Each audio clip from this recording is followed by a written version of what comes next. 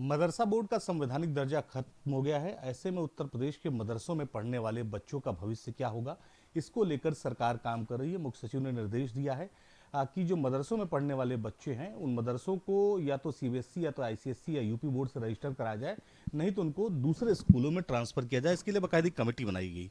तो आप लोग किस तरह से काम कर रहे हैं, चूंकि 16,000 से ज़्यादा मदरसे हैं उत्तर प्रदेश में। देखिए, उत्तर प्रदेश की हमारी योगी सरकार, इसने हमेशा अल्पसंख्यक मुस्लिम समाज के नौजवानों को बेहतर शिक्षा व्यवस्था मुहैया कराने की नीयत के साथ काम किया है। हमेशा जो मुस्लिम नौजवान है उसको क्वालिटी ऑफ एजुकेशन मिले, इस दिशा में काम किया गया है।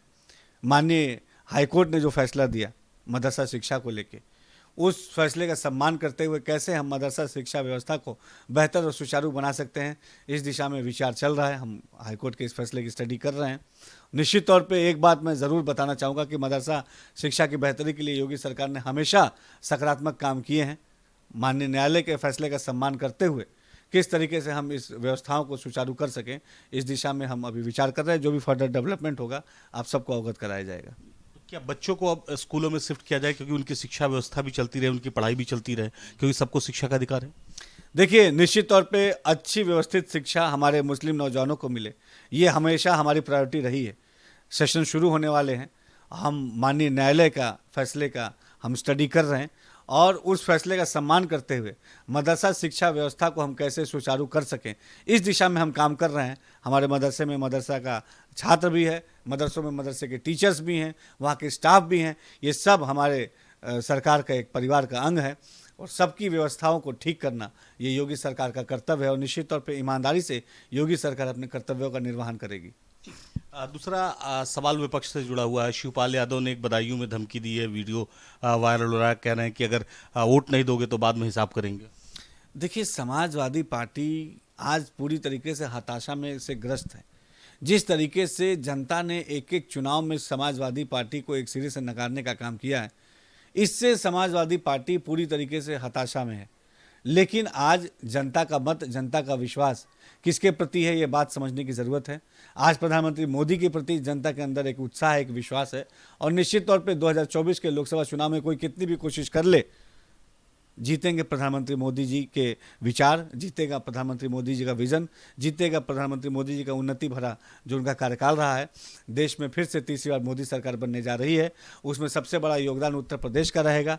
उत्तर प्रदेश की 80 की 80 लोकसभा सीटें भारतीय जनता पार्टी जीतेगी और ऐतिहासिक जीत के साथ देश में फिर से तीसरी बार मोदी सरकार बनेगी। जिस तरह से समाजवादी पार्टी के तमाम उम्मीदवारों का चयन और बाद में बदलाव किया जा रहा है, उससे पार्टी में ही कलह मच गई है। शिवपाल, पहले धर्मेंद्र यादव को बदायूं से जो है टिकट दिया गया, फिर शिवपाल यादव को दिया गया, अब आदित्य यादव लड़ रहे हैं। समीर सेलवानी का उनका बयान आ गया कि जो है यहाँ पर सपा का जनाधार खत्म हो रहा है। एसटी हसन पहले ही पार्टी के खिलाफ बयान दे रहे हैं। कलह मच गई एक तरफ से समाजवादी पार्टी में। देखिए, केवल ये जो आप कहानी बता रहे केवल बदायूं की कहानी नहीं है, ये कहानी रामपुर की भी है, ये कहानी मुरादाबाद की भी है, ये कहानी मेरठ की भी है, ये कहानी गाजियाबाद की भी है। उत्तर प्रदेश के हर लोकसभा सीट पे समाजवादी पार्टी का जो प्रत्याशी उतर रहा है वो जाके फिर अपना टिकट वापस कर रहा है।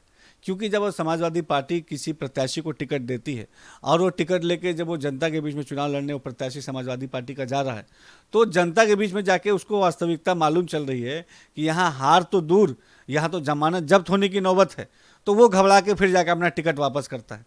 आज समाजवादी पार्टी मुद्दा विहीन तो पहले ही थी, अब नेता विहीन हो चुकी है। उसको लोकसभा चुनाव लड़ने के लिए कोई भी गंभीर उम्मीदवार नहीं मिल रहा है। हमारे साथ उत्तर प्रदेश सरकार में मंत्री दानिश अंसारी हैं। इनका ये कहना है कि मदरसों में पढ़ने वाले बच्चों का और वहाँ पर पढ़ाने वाले शिक्षकों के भविष्य की जिम्मेदारी सरकार की है।